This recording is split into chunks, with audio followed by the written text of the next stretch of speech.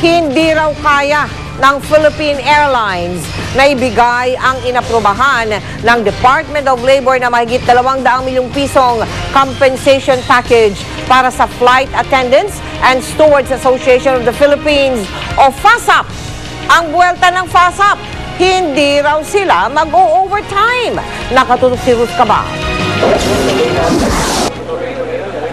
Bagong taon, bagong problema na naman sa Philippine Airlines. Nagbanta ngayon ng Flight Attendants and Stewards Association of the Philippines o FASAP na ipananawagan sa mahigit 1,500 miyembro nila na huwag mag-overtime. Reaksyon ito sa inihaing motion for reconsideration ng PAL management sa desisyon ng Department of Labor na pagbigyan ng aumento sa sahod na hiningi ng FASAP at pagtaas ng retirement age ng mga flight attendant mula 45 sa 60 years old. It's by the book flying. Walang flight attendant ngayon nalilipad na lampas sa oras. So, ayaw nyo ng cooperation, mukhang hindi nyo na-appreciate yung cooperation na yun. Pag nagkaroon kayo ng mga delay, yung flight attendants yung magbababa na. Paliwanag ng FASAP sa ilalim ng CBA nila, ang tour of duty ng mga flight attendant ay 14 oras para sa domestic at regional flights at 18 oras para sa international flights. Kaya kung halimbawa dahil sa sama ng panahon, madelay ang isang international flight, pag lumampas na ng 18 hours ang duty nila, karapatan nilang magpahinga na at di mag-board ng flight.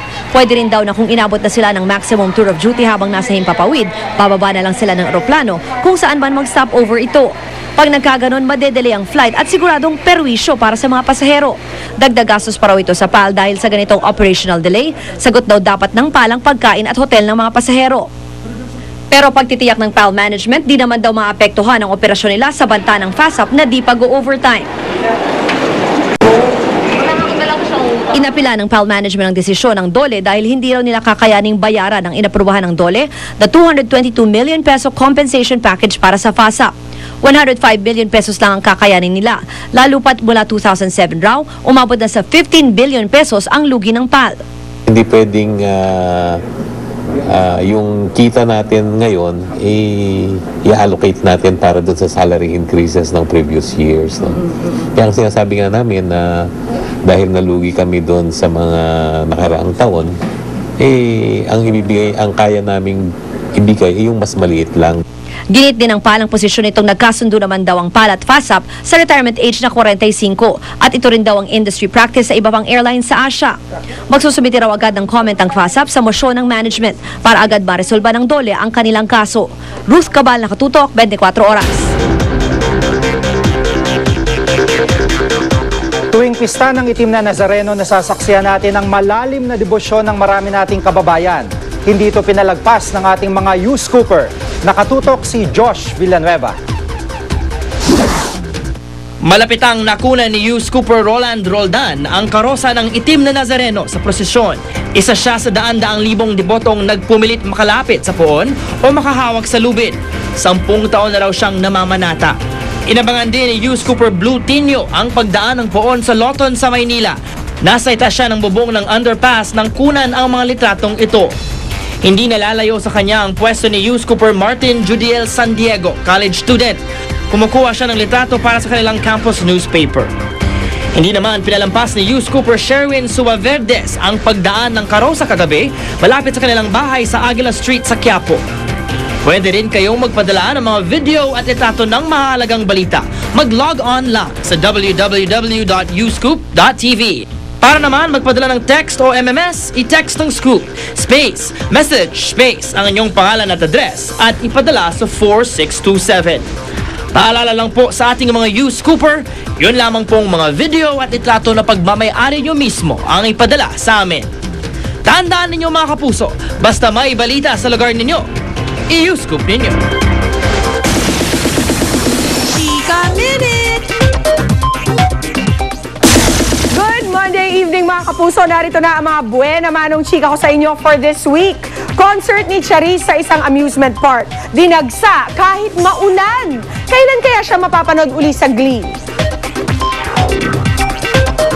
At exclusive, Aljor Abrenica, ano kaya ang sekreto sa matipunong katawan sa Machete?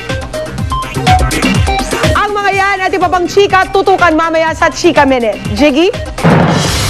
Salamat, Pia. Isang malagim na krimen po sa Amerika. Critical ngayon ang isang babaeng kongresista matapos siyang mabaril sa ulo sa isang pagtitipon sa estado ng Arizona. 6 na iba pa ang patay. Nakatutok si Sandra Aguinaldo. Dali-daling rumisponde ang mga pulis at paramedics sa shopping center na ito sa Pima County, Arizona. Ang tumambad sa kanila, mga duguan. Dumalo sila sa isang public gathering na pinangungunahan ng kanilang kongresistang si Gabriel Giffords. Pero ang pagtitipon, nabulabog ng biglang mamaril ang isang lalaki. 6 ang patay, kabilang ang aide ni Giffords, isang district judge at isang batang babae. Tinamaan naman sa ulo si Giffords at critical sa ospital. 14 na iba pa, sugatan. Agad kinondena ni US President Barack Obama at ng bagong House Speaker na si John Boehner ang pangyayari. It is a tragedy for Arizona and a tragedy for our entire country. Arestado ang gunman na kinalalang si Jared Loughner, 22 taong gulang. Naharap siya sa patong-patong na kaso, kabilang na ang assassination attempt sa isang kongresista. He has kind of a troubled past. We're not convinced that he acted alone. Inilarawan ng gunman na isang loner, galit sa gobyerno. Minsan na pala niya kinompronta si Congresswoman Gifford sa isang event.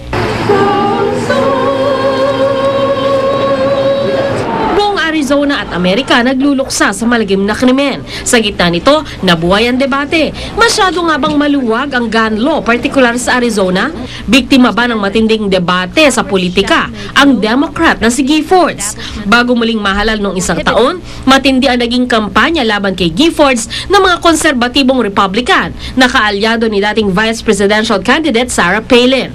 Ang kampo ni Palin, itinangging may kinalaman ito sa malagim na insidente, kasabay ng pagpapaabot ng pakikiramay sa mga biktima. Sandra Aguinaldo, nakatutok, 24 oras. Susunod!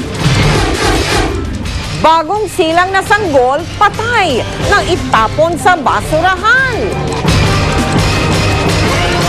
Bangkay ng lola na nasa kasaan ng jeep.